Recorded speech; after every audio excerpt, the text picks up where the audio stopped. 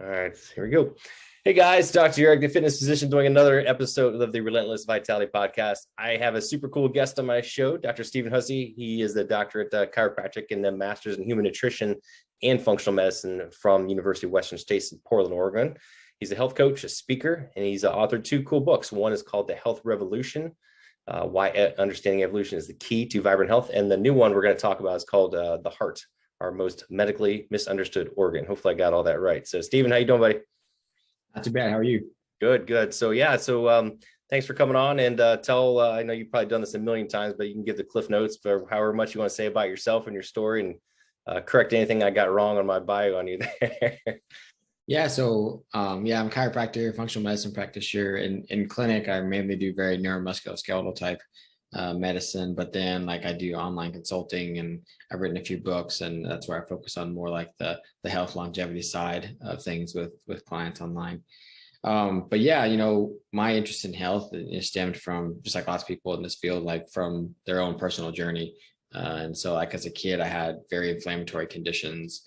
I used to have hives, and I had asthma and irritable bowel syndrome and terrible allergies and all these things. I used to break out in hives, just like all over my body, huge hives. And ultimately, all that inflammation resulted in autoimmune type 1 diabetes when I was 9 years old. And so my parents and I were kind of thrown into the world of Western medicine, trying to, manage these conditions. And so that's what I did for a long time. I just kind of managed them. But in college, I started to figure out that the way I lived my life had a direct impact on my ability to manage them and how effectively I could do that. And through a lot of trial and error and just kind of figuring things out on my own, I realized that I didn't have to live with those things, aside from the type 1 diabetes that was kind of collateral damage from that inflammation when I was a kid.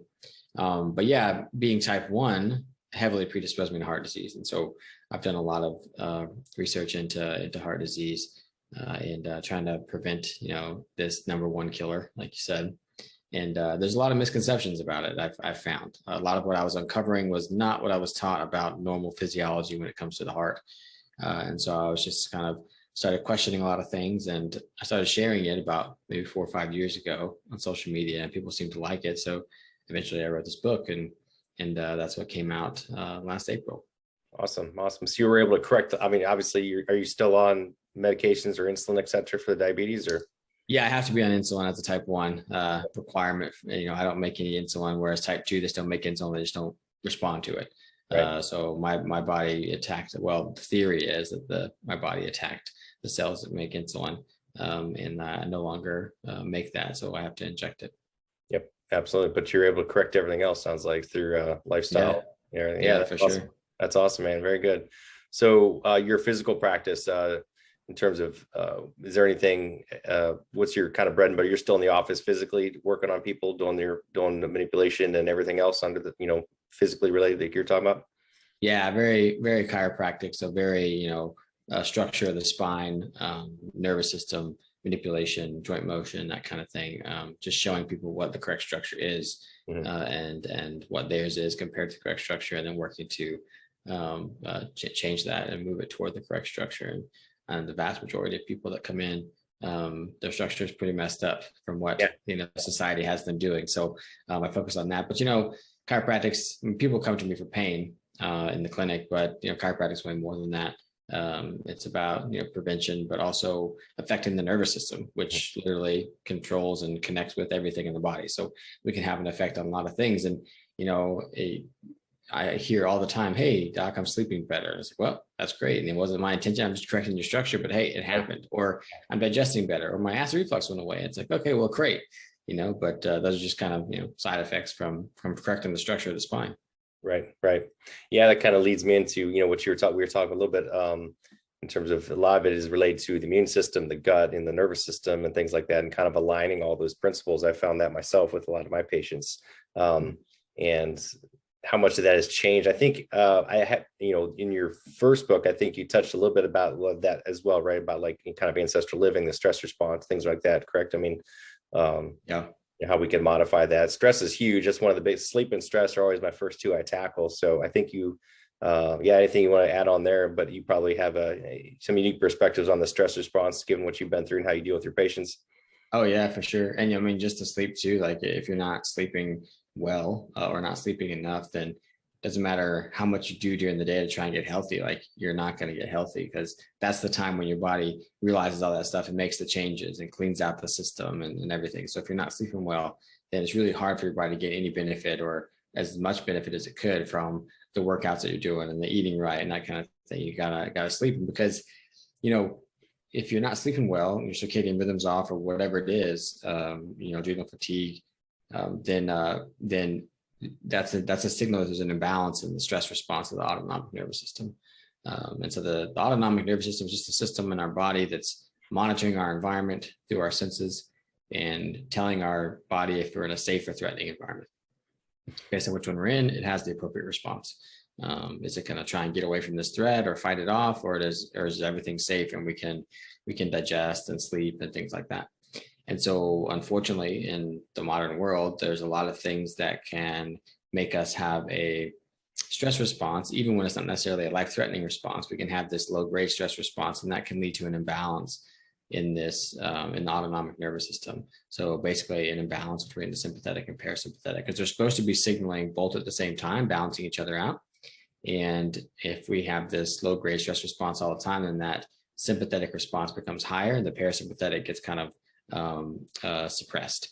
And so that when that happens, that can leave us susceptible to acute stresses, because a surge in a stress response without the parasympathetic to balance it out can trigger lots of changes in the body. But chronically, if your body is thinking that it's in a stress state, incorrectly think it's in a stress state all the time, you're not thinking about things like sleeping, or your body's not thinking about things like sleeping or digesting or procreating or detoxing. So you can have lots of issues, and it could literally affect every organ in the body. But people with imbalanced autonomic nervous systems tend to have insomnia or digestive issues or sexual dysfunction, because their body's just not getting into that state where those things are prioritized.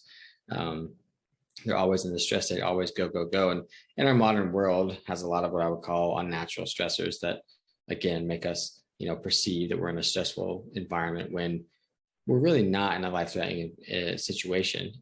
But our big brains kind of make us overthink that we are, and they've done a lot of good for us, but they can lead to an overthinking that can lead us to, getting in that state, and it's causing a lot of health issues. Yeah, I think a lot of us kind of put ourselves in that stress state, right, by just rumination and worrying and thinking about stuff. Of course, everybody's doing, 20,000 things. I mean, we're all guilty of that. And then we're worrying about it, thinking about it, waking up in the middle of the night, think about things, writing notes down. So we kind of bring a lot of that on ourselves in modern society too, for sure. I think you also, like me, also do a lot of use HRV, heart rate variability monitoring, to assess that with your patients. And what else do you use to kind of assess their autonomic nervous system, vagal tone, and how do you, what are your, best ways you work with your clients to improve their vagal tone? Yeah, so heart rate variability is the main one. I just get people trying to track that and getting the baseline, and then you got to try things to see what improves it or decreases it. So, but other things that aren't as scientifically proven. It's just, even if you turn the lights off in the bathroom and you take a pin light and you shine it in your eye, you get, like, if you stay in the dark bathroom for a while and you look in the mirror and you shine the pin light in your eye, and if it takes a long time for it to constrict when that light's in your eye, that can be a sign of autonomic imbalance, too much of a stress response, just various things like that. But heart rate variability is the main one. And then increasing heart rate variability, there's a lot of different things that can do that. Basically what it boils down to is creating a life that exposes you to nature, gives you positive, meaningful social relationships, a life that finds you creating or expressing gratitude, and then just a healthy whole food diet. Like, all these things are going to create balance in the autonomic nervous system. Mitigating electromagnetic fields, looking at the type of light that you're exposing yourself to, especially before bed. Like, are you exposing yourself to light that wakes you up or tells your body that it's daytime, or are you exposing yourself to types of light like more full spectrum light that is not triggering that, because all that stuff's going to affect how you sleep, which is going to affect your autonomic nervous system. So there's literally so many things, but then there's also all like the mindfulness practices, that people can do, whether it's yoga or even prayer or whatever it is that people do, kind of a spirituality side of things that can all those things. Humans have done them, various forms of those types of things, spirituality since humans have been humans, and there's a reason for that, because it helps us calm ourselves, make sense of this chaotic world and things like that. And that helps us balance the autonomic nervous system.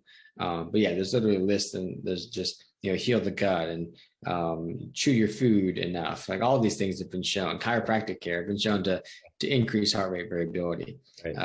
And that's kind of life we want to create, surround ourselves. If there's toxic people in your life, they're probably not helping you achieve autonomic balance, right? Right. So that kind of stuff. But then, when it comes to stress, like you're always going to have stress in your life. You can't avoid it. But research shows that the stresses that are the most detrimental to your health and to the autonomic nervous system are stresses that make you feel like you're out of control or in unpredictable situations. And so those are the ones that really stress us out and make us and have an effect on us physically, a negative effect on us physically. Yeah, spot on, man. That's well said. I appreciate that for sure. I think, I think the resurgence, more and more of people getting into, mindfulness, breathing and yoga and Tai Chi and meditation and things, which of course have been around for centuries, but I think more and more people are discovering. And then, the hard part is that one of my favorites, which you mentioned, is getting out in nature and doing stuff. I mean, think about, all the ancient cultures that, especially the long-lived ones, in Okinawa and the Blue Zones and even the American Indians, they were always, socially active, always out in the yard gardening or working and doing things and connecting with nature, connecting with each other. And that's something we've definitely lost or gotten far away from. That's probably the hardest to implement, I think, but you just get outside for, 20 minutes a day or something. I mean, there's something to be said for that ancient wisdom, right? And definitely. Yeah, for sure. And that also goes towards, reducing inflammation too. As we all know, inflammation is, the number one one of the biggest causes of pretty much every malady that we face. Stress and inflammation go hand in hand. So this could be helpful for reducing inflammation too. I'm a big fan of things like sauna and red light and stuff like that. And I think you talked about that as well for many reasons, but certainly for stress and mitochondrial function and things like that. So, yeah, so let's get into the heart stuff. I'd love to dig in a little bit more and tell me about, you can talk about your book a little bit, and but I definitely want to hear your thoughts on what you learned to the heart. And I've been reading and learning a lot of stuff in the last couple of years about the heart too. You read a good book called I think it's called The Heart Book, Jeffrey Doc. I'm not sure how you say his name. A lot of good information. Dr. Broda Barnes, back in the 1800s, did he was the pioneer in thyroid work and wrote all kinds of stuff about heart health and just a lot of things that kind of not the conventional way, and nowadays it's like everybody, don't eat this and take a statin. And I don't necessarily think that's the best way to do it. Yeah. There's a time and a place for it. I'll use the traditional medicines as needed, but I think they're definitely overused. But the biggest cool thing I want you to talk about is, your what you've learned about the heart and the flow of blood, etc., fourth phase water, structured water, etc. That was all kind of like I told you before we started recording. I heard about this, read about it a little bit, but never really did a deep dive. So I'd love for you to talk about that and tell us what you learned, how you learned it, and what you're doing to help your patients with it. Yeah, for sure. I think I'll just kind of rattle off some of the big misconceptions that I came across with the heart, and then we'll go into that. One is that the heart is not the main mover of the blood. There's a lot of evidence to suggest that it's not. We're taught that the heart is this pump that's contracting and forcefully pumping the blood around the body. And there's a lot of evidence that that's not the case. And, if we just step back and kind of look at it, it makes sense. Or I guess it doesn't make sense that a heart the size of ours would be able to create enough force to move the blood all around the body. So there's that one. There's the whole cholesterol theory of heart disease, and how that's kind of very narrow-minded and short-sighted, and how that's not the case. And cholesterol has never been really shown to cause heart disease. There's the idea that heart attacks at least all heart attacks are caused by blockages, and they're not. There's certain sets of heart, or a certain amount of heart attacks that occur without a blockage whatsoever, and I term them metabolic heart attacks, and I describe why that happens in my book. And then one other thing I came across that I thought was interesting was that the heart rarely gets cancer. And so I kind of looked into that as well to try and figure out at least what I could find about why it may be protected from cancer. And I present my ideas there. But yeah, so the heart, I guess if you just looked at it and you saw that it was contracting and constricting, and blood was moving out of the ventricles and out of the atria every time that happened, you'd think that, yeah, it's this, pressure propulsion pump that is sucking blood in from one area and forcefully pushing it out into another area. And it's just like, from an observational point of view, it'd be logical to assume that. But when you actually look at it and you look at the physics of it, it's actually pretty impossible for the heart to create enough force to move the blood throughout the entire body. And people will say, yeah, but we have contraction of muscles and we have one-way valves in the veins that, keep the blood moving in one direction. But they've actually shown this over and over again in the lab of Dr. Gerald Pollack, that, and even before him, back in the 40s and 60s, there were experiments that were done where they stopped the heart of an animal and the blood continued to flow for up to 2 hours in some of these experiments. Wow. And they actually most recently did it in Dr. Pollack's lab with a chick embryo. And once they stopped the heart, the blood continued to flow. And if they put radiant energy into the system, the blood would continue to flow as long as they did that. And so what's going on here? Well, it turns out, like, to understand what's going on, we have to talk about what's called fourth phase water, or it's exclusion zone water, or structured water. It has a lot of different names. And it turns out that water has the ability to hold energy in the form of kind of like radiant energy. So that's energy that comes from the earth or from light, mainly infrared from the sun. And when it holds energy and then the water gets next to a water loving surface, a hydrophilic surface, it can actually structure itself. So it changes, water we see as H2O. It actually restructures itself into kind of a new formation. And so one of the hydrogens is cleaved off and we're left with an oxygen and a hydrogen. And those two things team up with other oxygens and hydrogens, and they make this lattice-like structure. It kind of looks like, hexagonal structure that teams up with other hexagonal structures, and it's like a fence panel looking thing. And that forms itself onto the lining of this hydrophilic surface. And it can actually structure itself and get pretty thick, as long as you're applying this radiant energy to it. And so it turns out the blood is about half water. And it has the ability to hold energy, that water in the blood, and the lining of the artery is a hydrophilic surface. And so this is what happens when we have sufficient energy, to the body, or the water in our body is sufficiently energized, and it will structure itself on the lining of the arteries. And the cool thing here is that when that happens, it actually creates an energy gradient, kind of like a battery, that propels flow. And so they've done this with water in hydrophilic tubes, and they just have like a tub of water and they put the hydrophilic tube in the water. And as long as there's radiant energy applied to the system, the water will just start flowing through the tube with no pump or anything necessary.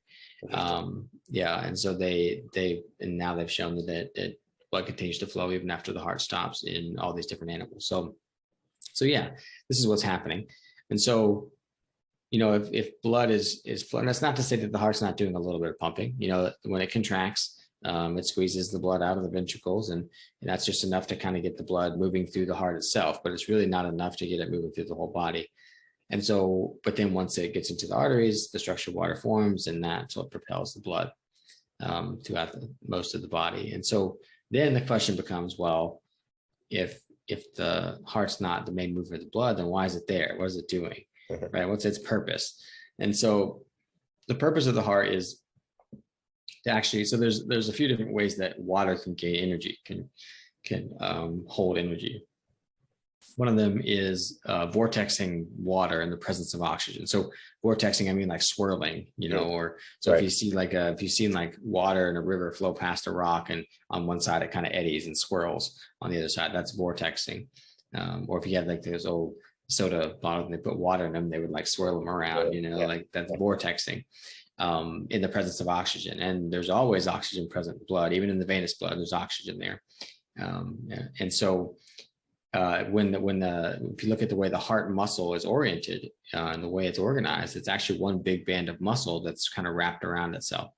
And the very inner layers of the ventricles are actually oriented in a spiral-like nature. So when the heart is contracting, it's actually spiraling, it's actually twisting like this. And so there are various points throughout which when the blood goes through the heart that it's vortexed, it's spiraled. And so when it flows into the ventricle, it's spiraling in there.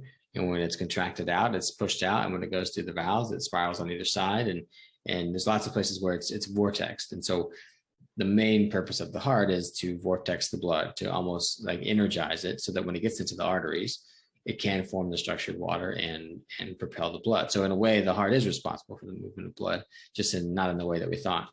But the other reason the heart is there is because if I was to go for a run, my tissues would create a demand for nutrients and oxygen. And so all my blood would flow toward those tissues that need that. And so if I was to go for a run and I didn't have a heart, all the blood would go over to the arterial side and the venous side would collapse. So we needed something there to help maintain the pressure between the two systems, to almost slow the flow of blood so that during times of exertion, we maintain the pressure between the two systems, at least enough to not, for one side to not collapse, right? And so that's what the heart does. And there's actually lots of studies that talk about this, and I talk about in my book with endurance athletes, mainly soccer players, that show that yes, during exertion, the heart is slowing the flow of blood. And endurance athletes have been known to have the bigger heart muscle, and they think, oh yeah, their heart's working harder, so the muscle got bigger. But in these studies, they actually show that the heart muscle got bigger because it's more effective at stopping the flow of blood that's coming in so forcefully. Like the walls of the ventricles have to get bigger because they need to be stopping the blood more. So it's pretty interesting. It kind of flips things on its head. It does, yeah. It's like instead of a pump, it's more like a governor, kind of. Yeah,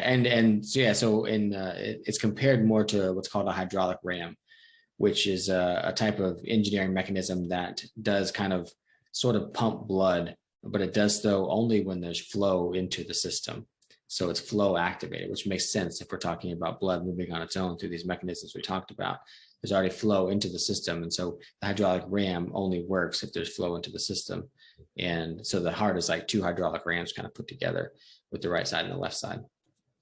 That's so fascinating. And like you said, it does kind of flip it on its head, and it kind of, I guess we'll talk about like, what are some ways to, I guess, right, to optimize that, right? How do we get that natural flow, in terms of quote unquote energizing the system naturally, is like you said, is it from movement, from heat, from eating, metabolism, different, touching the ground, things like that. Like how do we make that better? I think some people have even talked about, don't they talk about like creating structured water to drink? I don't know if that makes a difference or not, but what are some things, I guess, to make that system function better, you think, based on that paradigm? Yeah, we touched on them a little bit when I was talking about balancing the autonomic nervous system. So it all kind of makes sense. We don't have to do like a bunch of different things for all these different things we got to balance. It's all the same things, really. So yeah, being in contact with nature, even sounds, like the right types of sounds, harmonizing sounds with the body have been shown to create more structured water, or energize the water, I should say. And the right types of light, full spectrum light like the sun. Incandescent bulbs, are way closer to full spectrum light than like an LED, or the blue light coming off the laptop and things like that. But yeah, there's people with the sunlight. Infrared light. So Gerald Pollack in his lab found that infrared light, especially the 3000 nanometer wavelength, is the most absorbed by water. And so infrared, 40% of the sun is infrared light, sun's rays. And so that makes sense, evolutionarily, we were outside all the time. We were in contact with the earth, and we were, had the right type of light and the right circadian rhythm at the right times, so all that stuff structures the water. And yeah, there are companies that have made devices that quote unquote structure the water before you drink it. And in reality, they're not structuring the water before you drink it, they're energizing it. Because if you were to drink structured water, it'd be like eating Jello. Like the water is like this gel state. It's like this. That's why they call it the fourth phase of water, because it's like it's not solid, liquid, or gas. It's between solid and liquid, and it's kind of like a gel, like Jello. So if you were drinking truly structured water, you'd be more like eating Jello. But you can drink energized water. However, I feel, you can drink energized water, and that's totally fine. There's nothing against that, but I think it's more important to focus on the water that's already in your body, right? Instead of trying to, structure the water, energize the water, and then drink it. It's like, there's already I'm like 70, 80, whatever they say, % water. Like let's energize that water that's already in there in our cells. And so one of my favorite tools to do that is infrared sauna. because infrared light is very well absorbed. But just getting out into nature, having positive relationships, right sounds, right light, like all these things. Like, and it's really interesting. We're taught from at a cellular level that mitochondria are what make our ATP, and they are. That's where their ATP comes from. And then we're taught there's always waste products. There's water, and there's heat, and there's free radicals, and all this stuff. And none of those are really waste products. The free radicals are there as signaling molecules. If they get to be too much, that can cause an issue. But they're there as signaling molecules to signal satiety and things like that. But also the water is in an energized state. So when your mitochondria are, breaking down the chemical bonds from food to make ATP, they're actually creating energized water as a byproduct too. That's what comes out. And then the heat that's given off from mitochondria is what maintains our body heat, but it's infrared. It's infrared heat. Right. So that the mitochondria are creating infrared heat. So that in turn helps energize the water that are surrounding the mitochondria in the cytoplasm of the cell. So it's all pretty fascinating to think about this kind of biophysics side of the body, right, rather than the biochemical side, which they go hand in hand. But there's a lot of talk about biochemistry because of nutrition and pharmaceuticals and all the stuff. But there's a biophysics side of us too. And so why is that all relevant? Why is the heart not being the mover of the blood relevant? Well, it's very relevant to something like heart failure. Because in heart failure, we're saying, oh, the heart, it's not pumping blood like it's supposed to, it's failing. When in reality, if you look at it from this perspective, it was never the heart's job to pump the blood in the first place. Right. And so we have to understand other mechanisms that may be breaking down that are leading to this heart failure. And that could be poor metabolism, could be breakdown in the structured water that we're talking about in the arteries. It could be atherosclerosis, because I doubt, or at this point, I don't know for sure, but I doubt the structured water forms very well on atherosclerosis when the lining of the artery gets damaged. So yeah, that's why it's very relevant. And if you look at the research on infrared sauna use in people in heart failure, it is absolutely phenomenal. So it just kind of drives everything home. Like, the heart's not the mover of the blood. If we upregulate mechanisms that do move the blood by exposing the body to infrared light and creating more energized water that structures itself and moves the blood, then their ejection fractions go up, the size of their hearts go down, the edema goes down. It's crazy how well these people respond to these things. And that's what drives the whole idea home for me. Yeah, that's fascinating, man. That's really cool. I mean, and once again, it kind of comes full circle to where we're talking about, with the ancient lifestyles that we've kind of forgotten about. These, think about the Indians, the shamans, etc. What were they doing? They're outside in the sun. Maybe they're smoking or just touching the ground, but they're heating their bodies up. They're moving, touching each other, getting that flow, getting that, it's all about, we're learning more about, it's all about the energetic states. A lot of diseases are metabolic in nature. I think, you talked about that too, with the metabolic issues with the heart. I think, and with my patients, I do a lot of what I call cellular medicine. Again, it's just treating the body at the cellular level. It usually comes down to energetics and redox reactions in the mitochondria. It's like, if the energy going in, energy going out efficiently without excessive free radicals, when that gets mucked up, that's the source of everything. And I think you're touching on the same thing. And coming down to the bioenergetics, same thing. It's all about energy and energy flow, proper energy flow. When you get too much or inefficient, you get too many free radicals, and it damages the system, and it's a vicious cycle. So like you said, it's just another way to look at it. Again, it just all comes down to energy, so. Yeah. And there are more ways that we gain energy than food, right? And that's something that's also been lost on people for a long time, is that we think, oh, we have to eat, and we do have to eat food to a certain extent, but it's not the only place that our body harvests energy. We get it directly from the earth when we're standing barefoot on the earth. We get it from light. We get it from other people. And maybe it sounds woo-woo to a lot of people, but it's absolutely legit that this is how we gain energy. For different things, maybe not metabolism and making ATP, but for other things, yes, we gain energy in other ways. Yeah, for sure. I forget his name now. I heard a lecture about that, and we were talking about, here's photosynthesis. Yeah, plants do create energy and oxygen, etc. But we're energetic beings too, and we make energy. And yeah, maybe we don't, quote unquote, make fuel out of it, but we do something with that energy, and there's a purpose behind it. So. Yeah, that's pretty interesting. Yeah. And then on the similar token, if you could touch a little bit on the metabolism with the heart, with heart attacks, et cetera, because, there's so many things out there people talk about, with, okay, certain organs, only runs on glucose or only runs on fatty acids, which one's better? And you hear both sides of the story. And then you hear same thing with heart disease and cancer. It's just, metabolism run amok, right? It goes, things become hypoxic, and again, the whole energetic system is just messed up. So, but yeah, what are your thoughts? And I think you've written a few blogs about this too. I didn't read all of them. I kind of skimmed your website, but looking at what comes to specifically heart, again, going back to heart disease, in terms of what causes blockages, what causes heart disease, it comes down to more metabolism and energy flow. So there are definitely heart attacks that happen because a blockage forms, but people should know, and we may not get too into this, but people should know that those blockages are formed by clots forming, whether it's small clots that form, like atherosclerosis is clotting material. It is not a buildup of cholesterol. If you analyze atherosclerosis, there's a little bit of cholesterol in there because it happens to be around when clots form, but it's when arteries get damaged and then clots form to repair that damage. Just like if you cut your skin, a clot forms to prevent the bleeding, and so it can heal. So it's the same kind of thing. And so, when we look at the metabolism of the heart, so that, that's one way that heart attacks can happen. We can get a clot that forms or clots that form gradually over time. But there are a large percentage of heart attacks that happen and no blockage is present whatsoever. Or this comes from mainly the work of Giorgio Beraldi, who was a pathologist, a medical doctor and pathologist.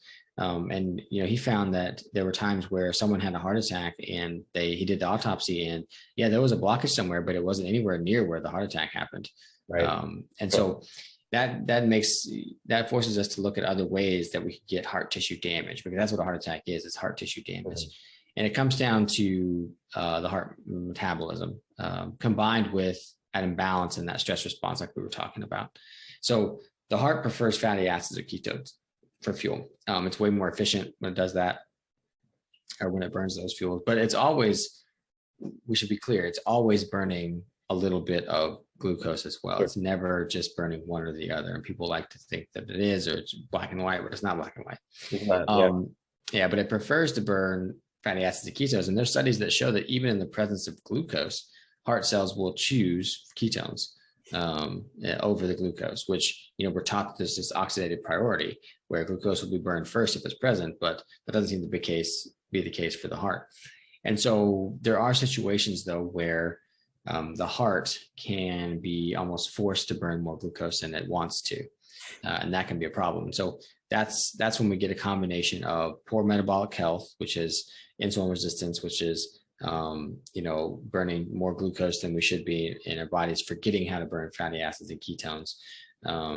That's poor metabolic health combined with inflammation and oxidative stress that depletes nitric oxide, and an imbalance in the autonomic nervous system. When those three things happen, and we get a surge of adrenaline from a stress response, from acute stress response, it can cause an issue metabolically, because what that does is it signals to the heart to be under stress. And if we're already metabolically unhealthy and we have oxidative stress and nitric oxide can't help signal certain pathways to the heart, then we get this surge of sympathetic activity to the heart, which makes it burn more glucose than it wants. Similar to when we go for a run and our muscles in our legs start burning more glucose, they start burning the stored glycogen in the muscles. And we get what? We get lactic acid buildup, we get muscle burn because of hydrogen ions, things like that. So there's things that I think help prevent that within the heart, but it can still happen if we get well out of balance. And so when that happens in the heart and it starts burning more glucose than it wants to, we get an accumulation of lactic acid and hydrogen ions in heart tissue. And to me, that's what we call angina. It'd be that pain. Now, if we're running and our leg hurts like that, we can just stop running, and that lactic acid is pumped out over time. But the heart just can't stop contracting. It's always getting the signal to contract. And so we get that buildup, and that actually ends up with this swelling that actually prevents blood flow to an area, because usually the blood flow is more coming into the tissue. The pressure is more coming into the tissue. But if we get the swelling from this buildup of lactic acid and hypoxic blood that's just kind of sitting there, then the blood can't get to it, and then we get tissue death. And I outline all the research and everything with that theory that's going on, and as an explanation for these heart attacks without a blockage. I do all that in my book, but I've termed them metabolic heart attacks because there's a shift in metabolism that happens that triggers this to more glucose burning, which is not what the heart wants to do. It's interesting because I think that a mechanism like this of preference for fatty acids and ketones was a way to, it's almost like a trade-off because, the heart, it doesn't, like the heart cells are the cells that you have, once they fully develop, they can grow and become bigger as we grow, but they can't, reproduce or multiply and become new cells. And that's why heart attacks are such a big deal, because those cells, if they die, they're dead. You're not going to make new ones. And so I think the trade-off was that those metabolically active cells were so metabolically active that they needed to burn fatty acids and ketones because they had to be that efficient. And also the trade-off was that they weren't able to divide and become new cells because that was the trade-off for being that metabolically active and contracting all the time. I don't know for sure, but that's the main theory evolutionarily why that happened. But because of that, our hearts prefer fatty acids and ketones. So isn't it funny that heart disease is blamed on fatty acids or eating fat, right? That doesn't make sense at all. But it's the type of fat that matters, and saturated fat is the good type of fat that we should be eating. So yeah, it doesn't really make sense. But it's really interesting when we study metabolism of certain organs and how that makes sense evolutionarily. Yeah. So do you follow more of a kind of a lower carbohydrate diet for that reason, just to keep more fatty acid as fuel kind of theory? I mean, for that reason, but for me, I was a type 1 diabetic. It's way easier to control blood sugars if I'm doing lower carbs. I don't really have a problem with whole food carbohydrates. And that does not mean grains or anything. It means, carbohydrates we get from vegetables pretty much. Those are the whole food carbohydrates to me.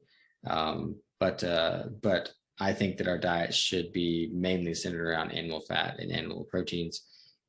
That's where we get most of our energy and nutrients from. That's the most bioavailable source of them. And then you add variety with plants and things. And that's where your carbohydrates in moderation come from. But we should not be eating these processed grains and sugars and vegetable oils and things like that. Those are driving the poor metabolic, epidemic. Yeah, I'm big on like eliminating all the oils and the excessive PUFAs and things with a lot of people, which has been everywhere in how many decades now. It's terrible. So yeah, like you said, that's the right fats, the healthy fats, saturated, some, coconut, olive oil, things like that. So makes me curious. You got me thinking about things like with lactic acid, because some studies will indicate, obviously, sometimes it can be used as a fuel, as a signaling molecule, but how many, you read, of course, bodybuilding literature and people who studied like body composition, like using quote unquote lactic acid training, right? Especially doing low carb to deplete the glycogen, you really crank up your lactic acid, crank up growth hormone, et cetera, to burn your fat and lean out and get your body primed to build. But that makes, and then other trainers, et cetera, you'll talk about, that's great. But if you could do too much of that, are you creating too much lactic acid, like what you just talked about? So I think with everything, there's a balance, right? So that got me thinking about lactic acid training. You know what I mean? That's interesting. Yeah, for sure. And like the cell, I mean, the body is in just life, nature in general, but like we look at it at a cellular level, it's incredibly resilient. If we get into a situation where there's too much lactic acid around, you better believe it's thought of a way to get rid of it, which is to burn it. Right. And use it for something else. It's not the most efficient way to do it. That's fermentation. Yep. And we don't want to do fermentation very long. I mean, that's one of the characteristics of cancer. When a cell is having to rely on fermentation and it can't use oxidative phosphorylation, but yeah, it's gonna burn lactic acid in some way. And, in the situation with the heart, it's when it's acutely forced to burn more glucose, which causes an acute rise in lactic acid, and it can't handle it. That's the problem, right? But if some lactic acid is made, I mean, I wouldn't say that's ideal, but it's not going to kill you right there. It's just your body will use it, and it's very efficient at doing that. Yeah. And so like when it comes, I think creating general health and creating athletic performance are two kind of different things, because you can hack a system in your body for athletic performance in a certain way, but you won't need to do that to create health. It's just what you want to do for performance, because it's your job or your hobby or whatever. It's something that drives you. Two different ways of looking at things. Yeah. Yeah, but at what cost? Yeah, exactly. So yeah, no, and I love, and I appreciate what you said about cholesterol earlier too, not to get off on a cholesterol tirade, but I see that all the time with my patients. It's just like everybody, in traditional medicine, like drive it lower. I'm like, more and more studies are showing that, especially as you get older, that the lower your cholesterol is, the more mortality and problems you have. Our body's meant to have a higher cholesterol as you get older. It's protective. It's there for a reason. It reduces inflammation. It eats up lipopolysaccharides and endotoxins. It has a purpose. So I think this whole statin craze is just get that cholesterol as low as, it's not the right answer. I've seen so much harm in that, so it's unfortunate, but yeah, you're spot on there. That's for sure. Yeah. What is there anything, what do you have planned for the year? Do you have any speaking engagements, conferences that you go to, anything else? What do you have up on the horizon for 2023? Yeah, I'll be at KetoCon in April, and I'm hoping a few others. Nothing's been confirmed yet, but yeah, I'm hoping the American Chiropractic Association, Council on Nutrition, and a few other more lower carb conferences. I just did the Western Price Conference a few weeks ago. So nice. Yeah. How was that? Yeah, it was good. It was really good. It was my first time to the conference actually. And I got to speak, so it was really good. It's good crowd there. Yeah. But yeah, just looking to speak and always formulating new things to write, and just working with clients. I'm actually hoping to develop an app where I can help people in other ways, not just consulting and in clinic, but have an app that can also offer people guidance and things. So I'm trying to develop that kind of thing. So yeah.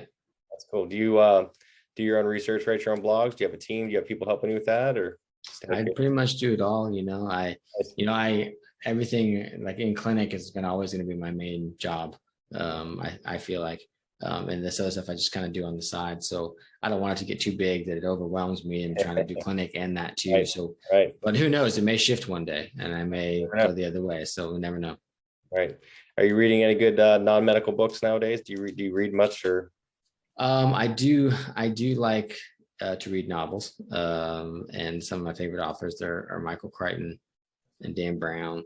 But sometimes I get super excited. So excited about my medical books. Like I'm reading Anatomy Trains again right now, by Thomas Myers. And I'm really excited about this guy here, from Gilbert Lang, just supposedly tells us that we don't really understand the cell, or at least it's not what we learned in our medical textbooks, Nice.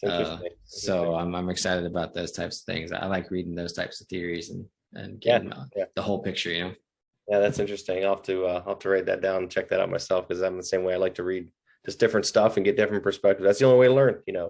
I realize more and more every day how little I know. It's like yeah, the more you learn, the less you know. Exactly. Well, go ahead and plug your website and your book, where people can find it, and anything else you want to say about yourself, man.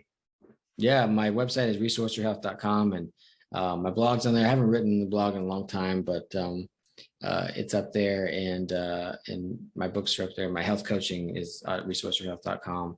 And then my books are on Amazon. People can also, if they don't want to do Amazon, they can go to the publisher website, which is Chelsea Green Publishing. And then I'm on social media. It's just Dr. Stephen Hussey. People can find me and contact me there as well. Awesome. Cool, man. Thank you. Well, I appreciate you having you on, and I'll make sure everybody gets to hear about you and learns about you on social media and everything else. So appreciate it.